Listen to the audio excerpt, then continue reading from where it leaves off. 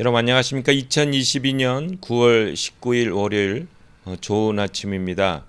오늘 매일 한절 큐티 본문 말씀은 사무엘 하 2장 1절부터 11절까지 말씀입니다. 말씀의 제목은 유다의 왕이 된 다윗입니다.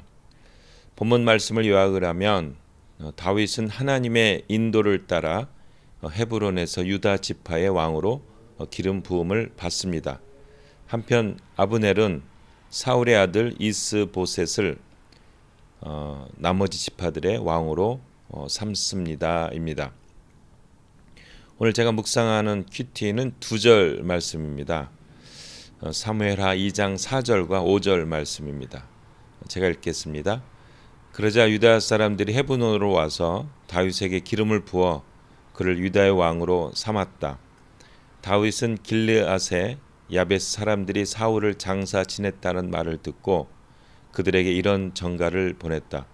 여러분이 왕에게 충성하는 마음으로 그를 장사하였으니 여호와께서 여러분에게 복을 주시기 원합니다. 아멘. 오늘은 이제 길르앗 야베스 사람들의 은혜 갚기입니다. 이 길르앗 야베스가 그 사무엘상 이제 11장에 보면 사울이 이제 왕이 된 후에 11장에 이제 암몬 족속이 이 길르앗 야베스, 야베스 길르앗 요단 동편이죠. 이 조역을 이제 침범을 하는 거예요.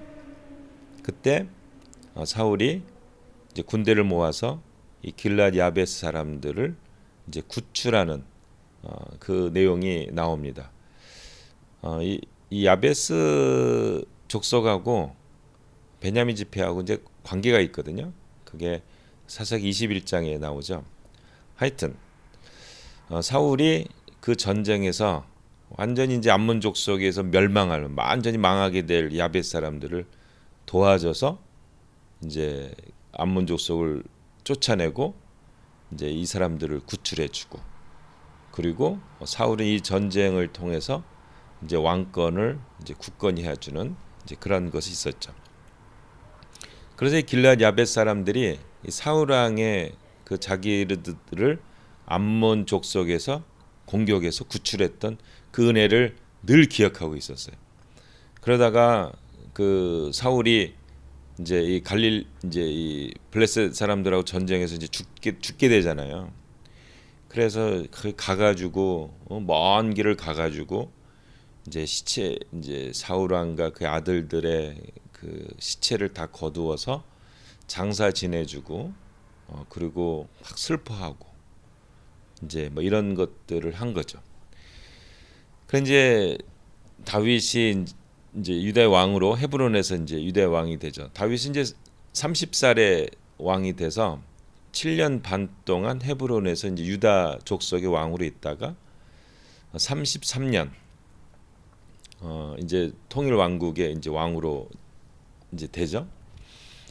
이제 다윗이 유다의 왕이 돼서 이제 7년 반 동안 다스리기 첫 한 일. 우리도 대통령이 돼서 이게 처음이 제일 중요하잖아요.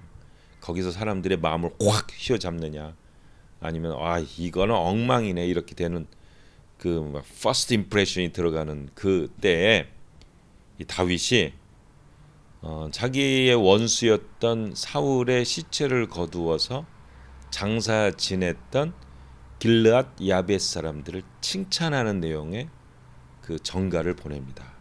이게 이렇게 보내. 여러분이 왕에게 충성하는 마음으로 그를 장사하였으니 여호와께서 여러분에게 복을 주시기 원합니다. 이게 협치죠, 협치. 이게 협치입니다. 여러분, 이 백성들은 참 단순해요. 왕이 막 이렇게 좀 관대해서 자기의 원수였던 그 사울 왕의 시체를 거두었던 이런 나쁜 놈들아 이렇게 한 게 아니라 가서 칭찬해주고 격려하고 잘했습니다. 은혜를 기억하는 게 너무 좋습니다. 이제 이런 얘기를 이제 하는 거죠. 그러니까 이 은혜를 갚은 게 또 이 다윗도 또 은혜를 갚고 이게 선하게 쌓여서 이 베냐민 사람들이 나중에 다윗 유다 족속에게 탁 달라붙는 그런 아주 좋은 영향력을 맺고 있습니다. 여러분, 복수는 복수를 낳아요. 은혜는 은혜 갚는 건 은혜 갚는 감동과 감사를 주는 거죠. 이 길르앗 야벳 사람들이 사울 왕의 은혜를 갚는 걸 또 칭찬해주고 이 협치 이렇게 하다 보니까 또 이 베냐민 지파 사람들이 다윗 왕을 신뢰하고 유다 족속을 신뢰하고 그래서 결국은 나중에 남북 이스라엘이 갈렸을 때 베냐민 지파는 당연히 북이스라엘에 갈 수가 있었음에도 불구하고 유다 지파에 남아서 의리를 지킨 거죠. 이런 삶을 우리가 좀 배우고 좀 봤으면 좋겠어요. 우리 한국 같은 데는 이게 막 너무 날카로워요. 이렇게 좀 이렇게 품어주고 안아주고 이런 모습이 있어야 되는데 그 탕자가 돌아왔을 때 아버지 저는 너무 나쁜 놈입니다. 머슴처럼 대해주세요. 그것만 해도 황공무지로서이다 할 때 아빠가 아들아 하면서 안아주고 반지 끼워주고 너는 내 아들이다. 집에 가서 살자. 잔치하고 탕자가 이 아빠의 은혜를 잊어버릴 수가 있겠어요? 그러니 얼마나 충성하겠습니까? 그 베드로 예수님을 배반하고 했던 베드로에게 예수님이 첫 한 일이 뭐예요? 이 바베큐 파티를 해가지고 빵 주고 고기 주고 베드로야 먹어라 이러니 베드로가 감격해서 평생을 생명을 다해서 하나님 역사를 섬기지 않겠습니까? 좀 이러한 우리 교회도요 이러한 일들이 좀 벌어졌으면 좋겠어요.